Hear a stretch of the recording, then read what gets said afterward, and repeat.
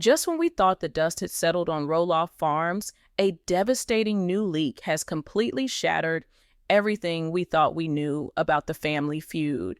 We aren't talking about a simple disagreement over property lines or the price per acre anymore. This is darker. This is about legacy, betrayal, and a deliberate move to erase the future of the Roloff grandchildren. We have received insider reports suggesting that the irrevocable family trust, the legal vessel meant to secure the futures of Jackson, Ember, and the other grandkids, has been secretly altered. The friction between Matt and Zach wasn't just about a lowball offer, it was about Zach discovering that the inheritance plan had been gutted. The theory we are exploring today involves a calculated maneuver to redirect generational wealth into immediate liquidity, leaving the grandkids with nothing but memories. Who is behind the pen that rewrote history? All signs from our source point to an influence that has slowly taken the reins of the farm's finances. This is the story of the secret trust fund betrayal. Before we dive deep into the legal documents and the shocking timeline of events, make sure you hit that like button and subscribe to LPBW Update. You need to be here as we unravel this story because the mainstream media is missing the biggest piece of the puzzle. Turn on notifications right now because what we are about to reveal changes the entire history of Little People, Big World. To understand the gravity of this situation, we have to look past the edited scenes we see on television. For years, viewers have watched the tension grow between Matt Roloff and his son, Zach. The narrative pushed by the network was simple. They told us that Zach wanted to buy the farm, but Matt's valuation was simply too high for Zach to afford. It was painted as a classic business tragicomedy, a father who overvalues his life's work and a son who expects a family discount. But does that really make sense? Zach and Tori have their own money. They have successfully navigated the reality TV world for nearly 2 decades. The idea that they couldn't come to terms over a few $100,000 never sat right with the hardcore fan base. It felt incomplete. Now, with these new insider whispers surfacing, the picture is coming into focus, and it is ugly. The theory is that during the due diligence phase of the negotiation, the part where lawyers look at the deeds, the encumbrances, and the existing trusts, Zach didn't just see a price tag, he saw a modification. He saw that the grandfather's promise, the verbal and legal commitment Matt had made years ago to keep the farm in the lineage for the grandkids had been tampered with. This brings us to the concept of the irrevocable trust. In high-asset estate planning, especially for a family with a complex asset like a customized farm, you don't just leave a will. You create trust. This vehicle is designed to protect the asset from taxes, creditors, and bad decisions, ensuring that when the patriarch passes, the land flows seamlessly to the next generation. For years, it was understood among the family that the big house and the core acreage were locked into a trust for the eventual benefit of the grandchildren. It was the safety net. It was the reason Amy Roloff felt comfortable eventually stepping away, believing that no matter what happened between her and Matt, her grandbabies were legally protected. But trusts are only as secure as the people managing them. And this is where the narrative shifts to the influence of CARYN Chandler. We have to look at CARYN's role not just as Matt's girlfriend, but through the lens of her past employment. She was the farm manager. She knows the books better than anyone. She knows the profit margins, the overhead, and the liabilities. Unlike Amy, who operated from a place of emotion and family history, CARYN operates from a place of spreadsheets and bottom lines. The insider leak suggests a slow-burning campaign to convince Matt that the farm was no longer an asset, but an anchor. The narrative allegedly spun to Matt was one of ungrateful children. Every time Zach pushed back on a chore or Jeremy decided to pursue a project away from the farm, It was highlighted. It was magnified. The suggestion was planted that the kids were waiting for a handout, waiting for Matt to pass away so they could cash out. This is a classic manipulation tactic known in legal circles as isolating the grantor. By convincing the wealthy party that their heirs do not respect them, you create an opening to rewrite the legacy. The motivation? Arizona. Matt and CARYN have been spending more and more time in Arizona. It is a dry climate, better for Matt's health, and far removed from the muddy, rain-soaked drama of Oregon. But retiring in luxury requires liquidity. You cannot buy a mega mansion in Arizona with pumpkin patches and rusted mule carts. You need cash. And the bulk of Matt's net worth is tied up in the soil of Roloff farms. If the farm is locked in a trust for the grandkids, Matt is asset rich but cash poor. He has the land, but he can't liquidate it fully if the trust dictates it must be passed down. This is where the villainous arc of our theory truly takes shape. The report alleges that CARYN brought in her own legal team. These weren't the local family lawyers who had known the Roloffs for 30 years. These were aggressive estate planners, sharks who specialize in restructuring. The goal was to find a loophole, to take an irrevocable trust and find a way to revoke it. The argument used was likely changed circumstances. They could argue that because the relationship with the sons had deteriorated, the original intent of the trust could no longer be fulfilled. It's a legal stretch, but with Matt's signature and an aggressive lawyer, it can be done. The new terms that were allegedly drafted are chilling. Instead of the farm passing directly to the Roloff lineage, the new structure supposedly liquidates the assets upon Matt's passing. The farm gets sold to the highest bidder, developers, strangers, it doesn't matter. The proceeds then go into a new pot. And the split?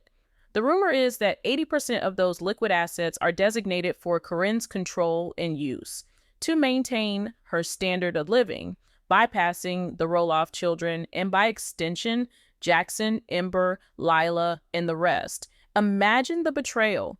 Matt Roloff built that playground for his grandkids. He built the castle, the pirate ship, and the western town. He spoke on camera hundreds of times about seeing his grandbabies run those fields. For him to sign a document that effectively sells that playground out from under them requires a massive psychological shift. It requires someone whispering in his ear day and night, telling him that he deserves better, that he deserves to spend his money on himself, and that the kids are just waiting for him to die. This aligns perfectly with what we saw during the farm negotiation. Remember Zach's face? Remember the pure, unadulterated anger? It wasn't the anger of a son who couldn't get a loan. It was the anger of a son who realized his father had been compromised. Zach said on camera, the family is broken. He wasn't talking about a fight over dinner. He was talking about a systemic dismantling of the family structure. He likely saw the draft of the new trust. He likely saw that CARYN was positioned as the executor or the primary beneficiary of the liquid assets. When Zach realized that buying the farm was the only way to save it from this new trust structure, he tried. But Matt, allegedly guided by CARYN's new advisors, set the price impossibly high. Why? Because if Zach buys the farm, the cash goes to Matt and the trust issue is resolved. But if Zach can't buy the farm, Matt retains ownership and the new trust remains in play, securing CARYN's future at the expense of the legacy. It was a win-win for the Arizona plan and a lose-lose for Zach. The friction we saw was Zach fighting for his children's birthright while Matt fought for his retirement liquidity, with CARYN pulling the strings in the background. She successfully painted the picture that Matt was the victim of greedy children, all while allegedly positioning herself to inherit the lion's share of the empire Amy Roloff helped build. Speaking of Amy, we have to talk about the contrast here. Amy was the heart of the farm. She was the one dealing with the customers, raising the kids, and putting her literal blood, sweat, and tears into that soil. When she took her buyout, she did it to keep the peace. She walked away thinking she was leaving the legacy in the hands of the father of her children. She trusted that Matt, for all his flaws, loved those kids. She never anticipated a third party entering the equation with this level of influence. This brings us to the most tragic element of the villain's plan, the isolation. We've seen CARYN slowly separate Matt from the family gatherings, the "it's too awkward" excuse, the separate holidays. This isn't just social discomfort. It is a tactical necessity. If Matt spends too much time with Jackson and Ember, if he sees the joy in their eyes on the farm, he might waver. He might remember the grandfather's promise. To keep the new trust intact, CARYN needs Matt to feel estranged. She needs him to feel like a martyr, a man abandoned by his ungrateful sons, so that he feels justified in disinheriting them. The alleged legal rewriting didn't happen overnight. It was likely a series of amendments. First, a small change to the executor, then a change to the distribution percentages, finally, the nuclear option, the total restructuring of the trust from a property transfer to a liquidation event. And who was there at every meeting? Who was driving him to the lawyer's office? Who was pouring the wine when he got home and reassuring him that he was doing the smart business thing? The Arizona Sharks, that's what we are calling this new legal team, care about one thing: billable hours and executing the client's current wishes, regardless of past promises. They don't care about the pirate ship or the pumpkin season. They care about the valuation. And CARYN speaks their language. She speaks valuation. She doesn't speak of sentimental value. We also have to consider the timing. This all accelerated when Matt's health scares became more frequent. Vulnerability is a predator's playground. When Matt is feeling weak, when he is contemplating his mortality, that is when the suggestion of securing his comfort is most effective. Matt, you don't want to worry about the farm when you're 75. You want cash, you want freedom, you want to be with me in the sun. It sounds like love, but when you look at the paperwork, it looks like a heist. The kids, Jackson and Ember, are the innocent victims here.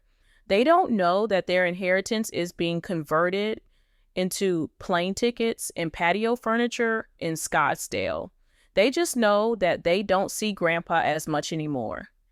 They know that Dad is angry. They know the farm feels different. And that is the heartbreaking reality of this secret trust fund scandal. It's not just about money, it's about the erasure of their place in the family history. But every villain has a blind spot. And CARYN's blind spot was assuming that the past was dead and buried. She assumed that once Amy was off the property, her influence was gone. She assumed that firing the old farmhands, the loyalists who had been there since the 90s, would seal the leak. She was wrong. There are ghosts on Roloff farms. Not literal ghosts, but the memories and the loyalties of people who watched Amy and Matt build that empire together from nothing. There are people who remember when CARYN was just an employee. And some of those people are still watching. Some of those people have access to the shredding bins. Some of those people overheard the conversations on the porch when the cameras weren't rolling. Next, we are going to expose the twist that turns this tragedy into a thriller. We are going to discuss how a single piece of mail delivered to the wrong address, or perhaps the right address by a secret ally, changed everything. We will explore how Amy Roloff, the matriarch who we thought was out of the game, gets pulled back in. She isn't fighting for herself this time. She isn't fighting for a paycheck. She is fighting for the grandkids. And we need to talk about Chris Marek, the man who everyone thought was just along for the ride.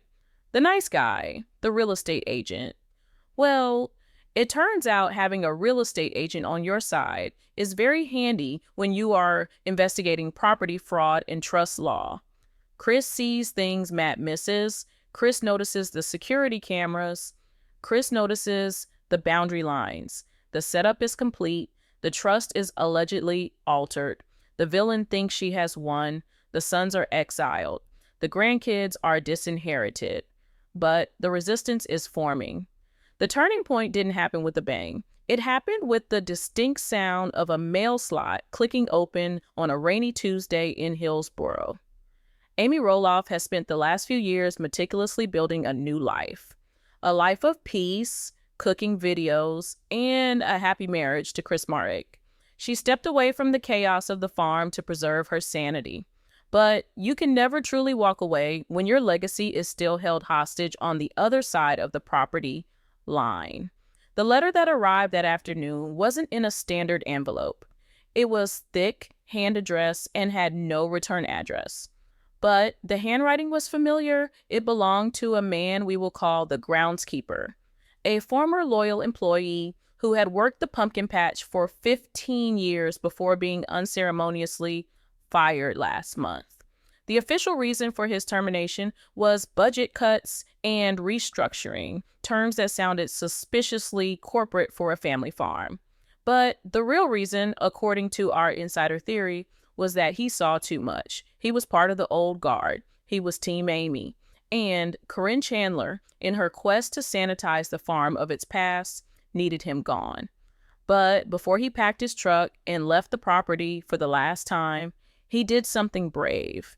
He reached into the recycling bin outside the main office, the bin that the shredder empties into. He grabbed a handful of paper strips, shoved them into an envelope, and mailed them to the only person he knew would care. Amy opened the letter standing in her kitchen. The note inside was brief.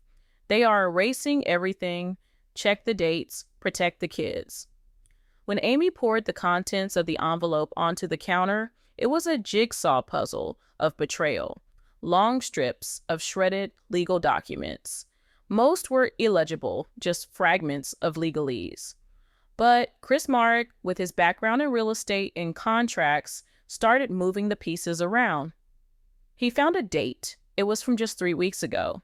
He found a phrase, revocation of prior beneficiaries.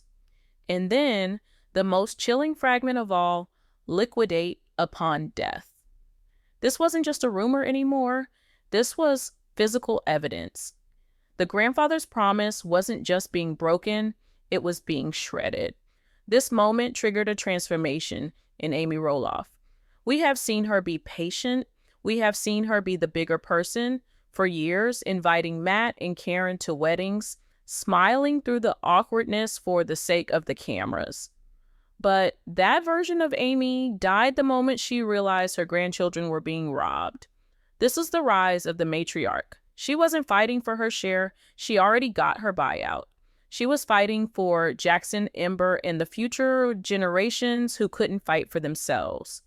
To understand the magnitude of this betrayal, we have to stop looking at the current season and go back to the beginning. We need to do a deep dive into the history of Roloff Farms to understand why this specific legal change is so offensive. New viewers might look at CARYN and see a helpful partner managing a business. But the OGs, the viewers who have been here since 2006, we remember the truth, we remember the mud, we remember Amy Roloff, pregnant, managing 4 kids, while also managing the books, the harvest, and the tours. The narrative Matt likes to spin is that he was the visionary and Amy was the drag. He was the one with the big ideas for the castle and the ark, and she was the one saying no. But the reality is that Amy was the anchor. Matt's ideas were expensive fantasies. Amy's labor was the currency that paid for them. She was the one waking up at 4:00 a.m. She was the one dealing with the customers. She was the one making sure the mortgage was paid when the pumpkin crop was weak. The farm isn't just Matt's creation. It is a monument to their shared sacrifice. Every acre of that land was bought with the stress and sweat of that marriage. When they divorced, the understanding was that the physical asset would eventually go to the children. That was the trade-off. Amy walked away from her half of the physical land, essentially so that it could remain whole for the boys. She took a buyout, Yes, but she took it with the implicit and allegedly explicit agreement that the Roloff name would stay on the deed. Contrast that history with CARYN Chandler's entry into the story. CARYN didn't build the castle, she didn't plant the peach orchard, she didn't raise the children in that double-wide trailer. CARYN arrived when the cameras were already rolling and the bank accounts were already full. She started as a farm manager, an employee.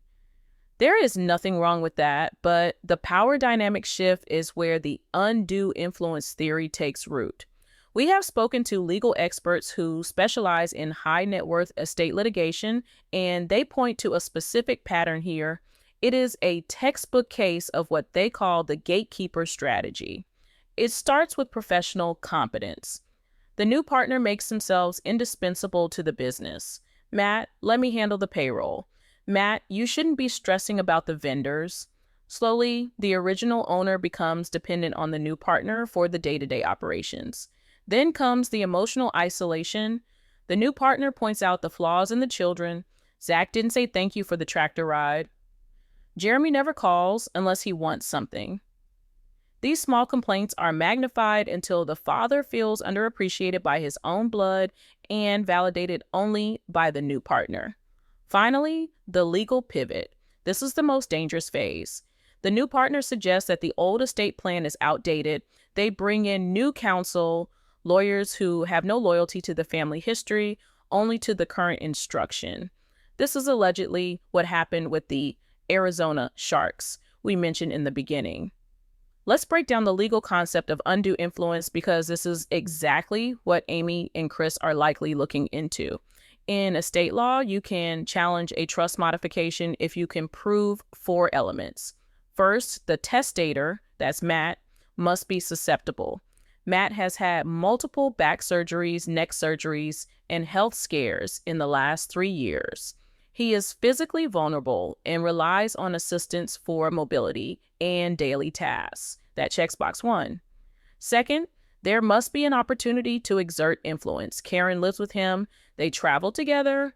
She screens his calls. She manages his schedule. During the height of the farm negotiation feud, she was the only voice in his ear. That checks box 2. Third, there must be a disposition to exert influence for improper gain. The Arizona retirement plan requires millions of dollars. CARYN has a lifestyle to maintain. If the farm goes to the grandkids, she gets nothing but a stipend. If the farm is liquidated, she gets 80% of the cash. The financial motive is undeniable. Box 3. And fourth, the result must appear unnatural. Disinheriting your children and grandchildren who have been part of the family business for their entire lives in favor of a girlfriend of a few years. That is the definition of an unnatural distribution of assets. Amy Roloff knows this. She might play the aw shucks country grandmother on TV, but do not forget, this woman ran a multi-million-dollar business for decades. She knows how to read a contract. And now she has Chris Marek. Chris is the secret weapon in this hero's journey. As a real estate professional, Chris understands deeds, titles, and trusts better than anyone in the family.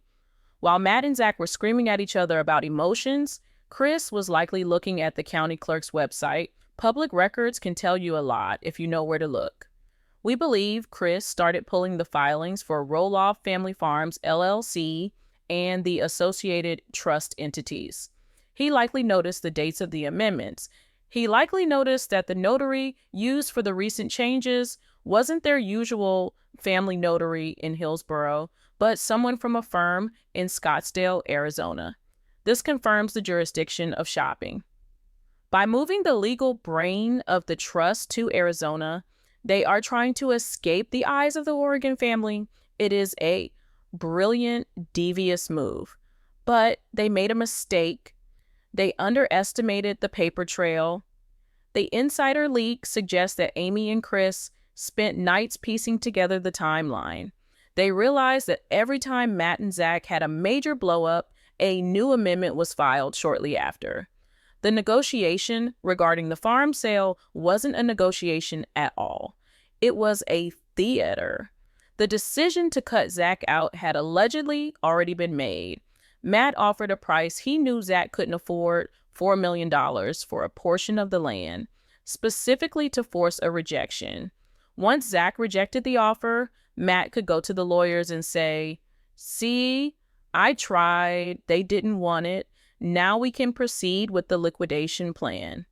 It was a setup. Zach walked into a trap, and CARYN was the one who set the bait. Amy's rage is fueled by the realization that her son blamed himself. Zach has been carrying the weight of failing to buy the farm. He thinks he wasn't successful enough. He thinks he let his dad down. Amy now sees that the deck was stacked. The cards were marked. Zach never had a chance. This is where the emotional stakes skyrocket. Amy isn't just going to court, she is going to war for her son's self-esteem and her grandchildren's future. The flashbacks of the early days of the farm serve as her fuel. She remembers carrying pumpkins in the rain. She remembers the joy of the first pumpkin season when they realized they could actually make a living. She remembers the promise Matt made to her when they bought the property. This is for the kids. This is for the generations to come. That promise is the moral contract that supersedes any legal document CARYN's lawyers can draft. The investigation deepens. Chris Marek suggests they need more than just shredded paper and public records. They need a smoking gun. They need to know exactly what CARYN is saying to Matt behind closed doors. They need to prove the undue influence in real time. Chris, being the practical man he is, decides to upgrade the security at Amy's house. But here is the catch. Amy still owns a sliver of land adjacent to the farm, or perhaps there are easements involved. The geography of Roloff farms is complex. The properties border each other. Sound travels. We have received reports that Chris installed high-sensitivity directional microphones, ostensibly for security and to monitor wildlife. But these devices pick up more than just coyotes howling. They pick up conversations from the edge of the patio where Matt and CARYN often sit in the evenings, drinking wine and discussing the future. This brings us to the precipice of the climax. Amy is armed with the knowledge of the past. She has shredded evidence of the intent to liquidate. She has the legal theory of undue influence. And now, thanks to Chris, she has a way to catch the villain in the act. The narrative arc here is powerful because it redeems Amy. For seasons, fans have criticized her for being bitter or for complaining too much. But now we see that her intuition was right all along. She sensed the shift. She sensed that CARYN wasn't just a new girlfriend, but a replacement matriarch who wanted the kingdom without the effort of building it. The gold digger archetype is often overused in reality TV, but in this case, the financial maneuvering creates a compelling case. We are talking about millions of dollars in land value. The temptation to divert that wealth is immense. And if our theory holds water, CARYN convinced Matt that the only way to secure his own happiness was to betray his children. She framed it as self-care. She framed it as finally doing something for Matt. But Amy Roloff is about to remind them that you cannot build a happy retirement on the ruins of your family. The hero's journey here is not about Amy getting the farm back for herself. It is about Amy acting as the shield. She is the only one with the resources, the knowledge, and the spine to stand up to the new regime. The tension is palpable. The lawyers in Arizona are finalizing the documents. The notary is ready. The plan is to sign the irrevocable changes before the next filming season begins, locking the grandkids out forever. They think they are safe. They think Amy is busy baking muffins. They think Zach is sulking in Battleground. They have no idea that the resistance has already mobilized. They have no idea that the shredded documents have been taped back together. And they certainly don't know about the recording. We are building toward a confrontation that will make every dinner table fight in the show's history look like a polite disagreement. This is the legal, financial, and emotional showdown that will define the end of the Roloff legacy. The atmosphere on Roloff Farms was deceptively quiet that evening. To the casual observer, it was just another sunset over the pumpkin patch, the golden hour light hitting the trestle bridge and the western town. But inside Chris Marek's home office, just a mile away, the silence was broken by the static hiss of a high-fidelity audio recording. The directional microphones had done their job. They had pierced the veil of privacy that CARYN Chandler had so carefully constructed around her dealings with Matt. What Amy and Chris heard on that tape wasn't just a conversation, it was a confession. The audio captured a moment of supreme arrogance. It was late. Matt and CARYN were reportedly sitting on the back deck of the double wide, likely believing they were alone with the crickets. The conversation started casually, discussing flight schedules to Phoenix, but then it pivoted to the trust. The voice identified as CARYN's was clear, sharp, and devoid of the sweet, accommodating tone we see on TLC. She wasn't asking Matt what he wanted to do, she was telling him what was going to happen. Once the trust is notarized on Thursday, the voice alleged to be CARYN's said, "I don't care if Zach never visits again. In fact, it's better if he doesn't. It makes the liquidation cleaner." Let that sink in. Cleaner. She was referring to the erasure of the Roloff legacy as a sanitation issue. But it got worse. Matt, sounding tired and perhaps a bit hesitant, mumbled something about the grandkids, about Jackson maybe wanting the tractor one day. CARYN's response was the smoking gun that Amy had been praying for, yet dreading to hear. "Matt, Jackson is a child. He doesn't need a farm. He needs college money maybe, but we need liquidity. We need the Scottsdale house to be finished. The lawyer said if we keep the land in the trust, we are asset rich and cash poor. I am not going to be a nurse to a poor farmer. We are selling the legacy to buy our freedom. I am not going to be a nurse to a poor farmer." That single sentence unraveled 10 years of "I love you" and "I'm here for the family." It confirmed the darkest theories of the fan base, that this relationship was a transaction. Matt was the ticket and the farm was the currency. The recording ended with the clinking of glasses and CARYN assuring Matt that the ungrateful boys had brought this on themselves. Amy Roloff sat in her kitchen, the blood draining from her face. This wasn't just about money anymore. This was an existential threat to her family's history. She looked at Chris. He didn't say a word, he just nodded. He knew what had to be done. They had the timeline from the shredded documents. They had the motive. And now they had the intent on tape. The following morning, the scene shifted to a sterile office building in downtown Portland. This was the satellite office of the Arizona Sharks, the aggressive legal team CARYN had brought in to finalize the heist.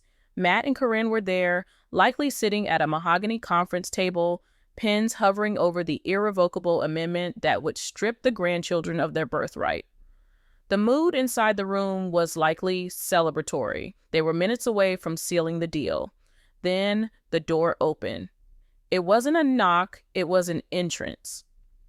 Amy Roloff walked in not as the ex-wife, but as the matriarch.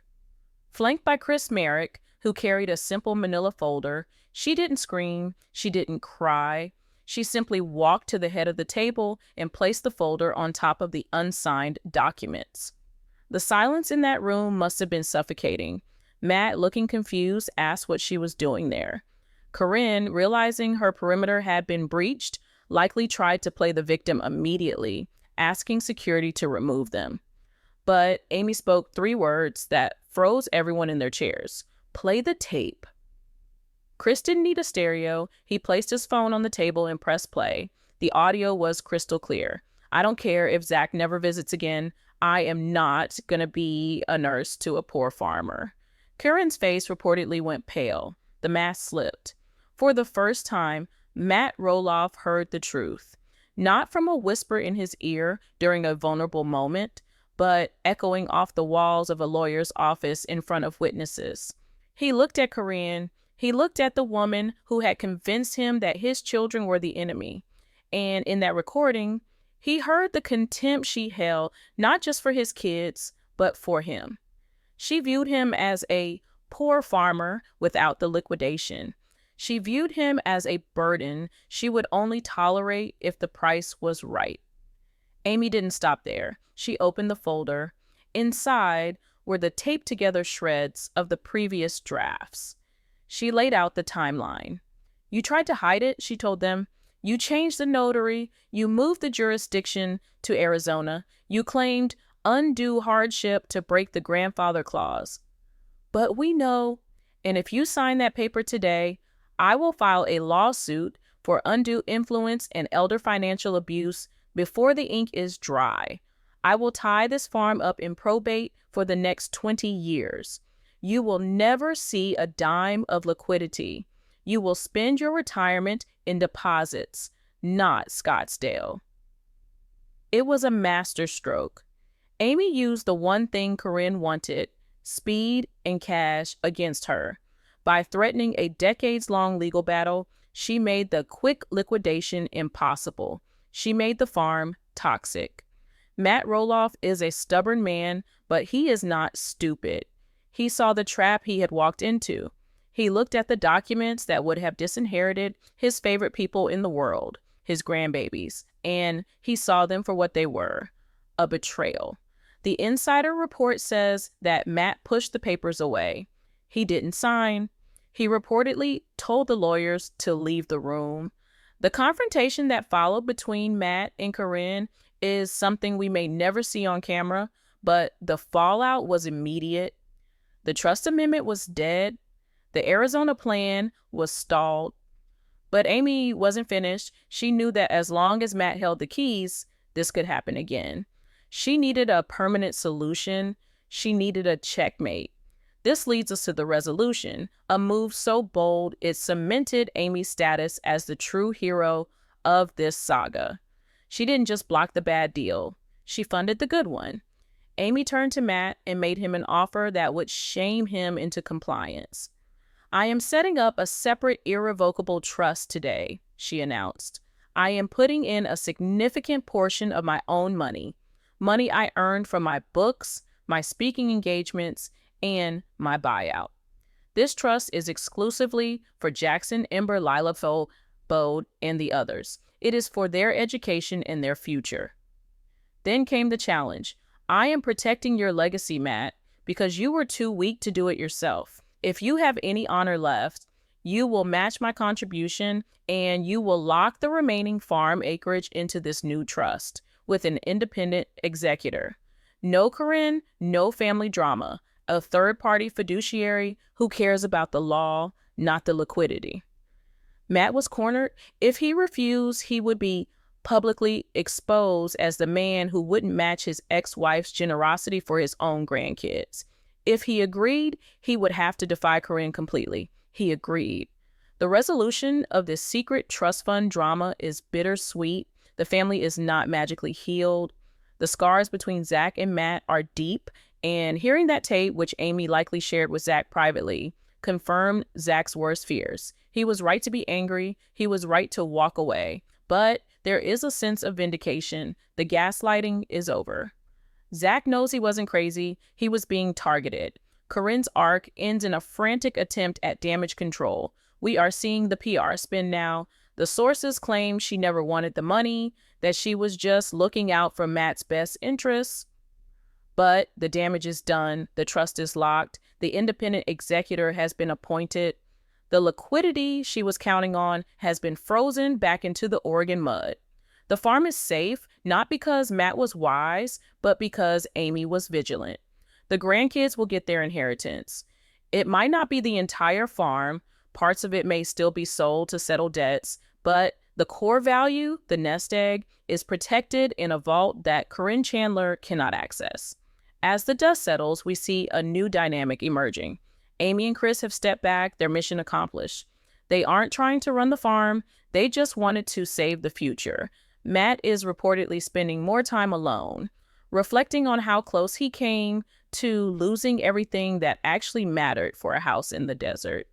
And CARYN, she is still there, lingering, but her power is broken. The checkbook has been taken away.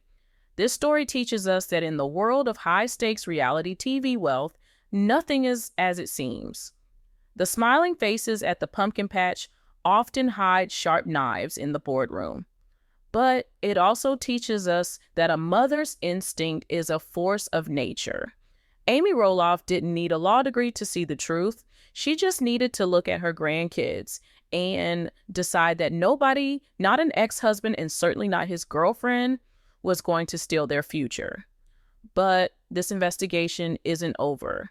While we have uncovered the plot to alter the trust, there is another layer to this onion we haven't peeled back yet.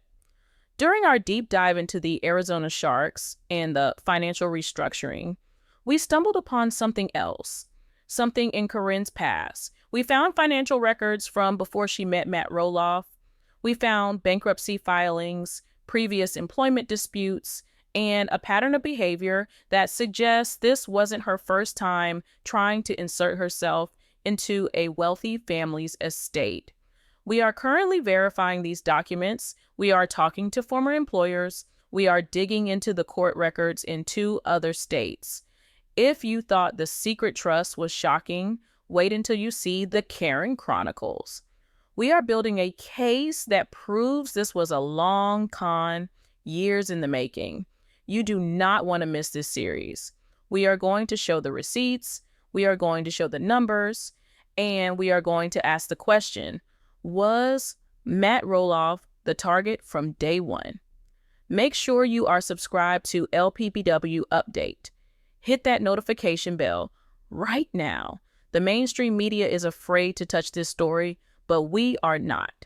We are going to the courthouse, we are going to the archives, and we are bringing you the truth. Like this video if you stand with Amy and the grandkids. Comment below with your theory. Do you think Matt will finally break up with CARYN after this exposure? Or is he too deep in? Let us know in the comments. Thank you for watching. The truth is coming. Stay tuned.